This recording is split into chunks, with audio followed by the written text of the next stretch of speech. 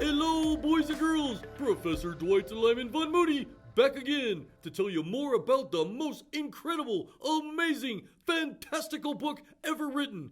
Yeah, I made up a word, but there's just not enough words to describe the Bible. Now, you've learned that God wrote it and that it's a collection of different books, but where did all these books come from? And that is where it gets very interesting. Now, if I were to ask you, how many authors does the Bible have? Now, some of you might say just one. Some of you might guess over 10. Some might guess over 20. Some of you might even guess over 40. Well, the crazy thing is, what if I told you all of you were correct? Wait a minute. How's that possible? How can it be only one and over 40? Well, it's part of what makes the Bible unlike any other book ever written. It does indeed have only one main author, and that is God, of course. I mean, it's God's word, right?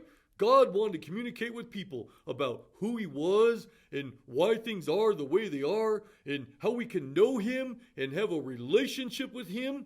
But he used people to write the Bible. So yes, there is one author, God. But there's over 40 men that God used to write the Bible. But it gets even crazier than that. Did these men all get together one day and work on it like some big giant school project? No. Are you ready for this? The Bible was written over a period of 1,600 years. Imagine that. That is a long time. That means that many of the authors not only didn't know each other, but they didn't even live at the same time. And it gets even nuttier. The Bible was written in 3 different languages. And you ready for this? On 3 different continents. And it was written by different people in different walks of life, like from kings to people in jail, to fishermen, to tax collectors, by some who were rich, to some who were poor. And yet, even though it was written over all this time, in different places, different languages, by different types of people, it is still one clear story. How is this possible? Well, it goes back to what we said at the beginning. It had one author, God, who was working through all those people who wrote the words that we read today. Now, the Bible is complete, as far as it's done being written, but it's not done doing its work.